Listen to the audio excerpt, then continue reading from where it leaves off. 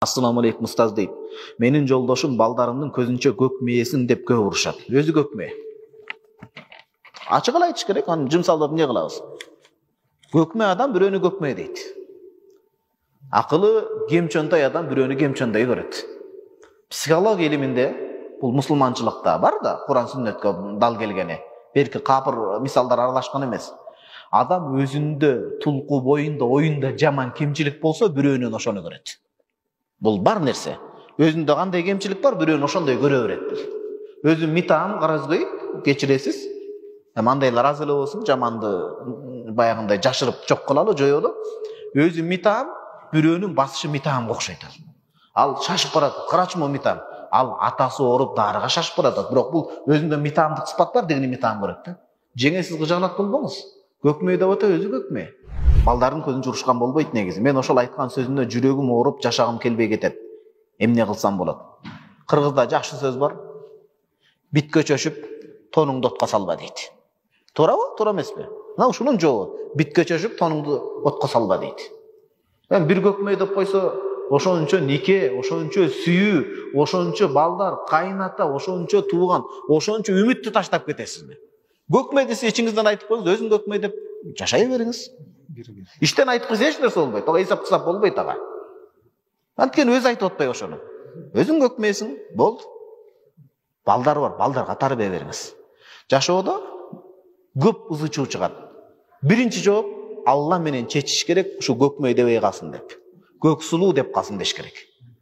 Жок, туруң, көк сулууну бекер айтып аткан жокмун. Келкел романында окугансыз да. Төлөгүн Касымбеков атабыз жеңи жоктун аял эмне болгон? Көк сулуу. Ошентсе да жанына касталып дейт. Көк сулуу деп калсын деп дуа кылыңыз. Бул бир. Экинчи, сиз эми бул турмуш, балалуу болуп калдыңыз. Эми көк мээ деп айтса да жакшылыгы бар да, ошо жакшылыгын көзгө башманек тутуңуз дагы, жакшы мамиле менен жаман сөздү кайтарыңыз. Анан ага өчөшүп, эң чоң баалуу болгон балдарыңыздын келечегине балта чаппаңыз.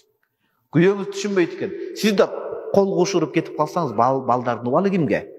Сизге аял табылат, сизге күйөө табылат, бирок балдарга ата-эне болуп бере албайт да. Ошон үчүн сабыр кылып, балдарыңызга маани бериңиз. Балдарыңыз чоңойгондо эркек өзү уялып калат. Туурабы же? Туура эмеспи? Балага мыкты тарбия берип, сабыр кылыңыз.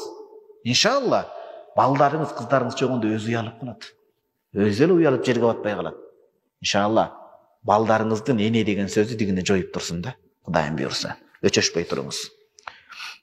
Жүрөгүм ооруп, ажырашкым келип кетет. Жок. Пайгамбарыбыз саллаллаху алейхи вассалам айтат, бул хадисте Муслим риваят кылат, эркек айтылган аял затына да тиешелүү.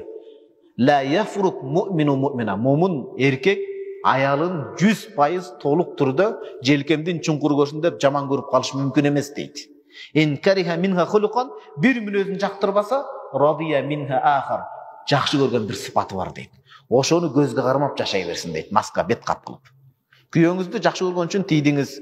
Көк мээ деп коет, ачуусу келген, бирок бары сүйөсүз, балдарыңыздын атасы, ырыскы менен камсыз кылып атат, жаман болгону менен сөрөп коет, кайнатаңызга жакшы, өз атаңызга жакшы мамиле. Ошону башпайнек тутуңуз да, ушул жери жакшы деп жашап кетиш керек.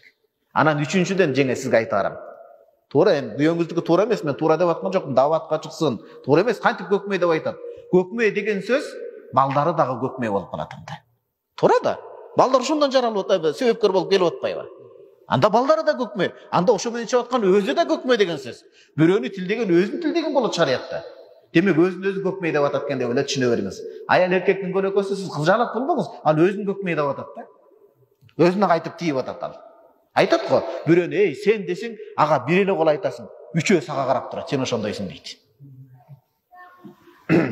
Жашоодо ошондой. Жашоодо эмне үчүн үчүнчү маселе? Эмне үчүн биз ойлогондой болбойт? Биз ойлойбуз, "Охо, Фатима энебизде аял болсо" деп. Бак чиркин ай, тим эле мизилдеп. Кыздар, "Охо, Азирет Али радыйаллаху болсо" дейт. Ал жомокто болот. Ал пайгамбар салламдын иман доорунда болот. Биз балдар тарбиялайлы, биздин балдарыбыз ошондой жашоодо жашайт. Туурабы, туура эмеспи? Аллах Таала сыноо катары берген. Ошо көк мээ деп аткан күйөөнү сизге берди абабызды. Ошо көк мээни ак мээ кылып оңолсун деп берген сизге. Эптеп алат ушул деп. Эптеп алат деп берген да ошон үчүн. Сооп табасыз ушунун аркасында.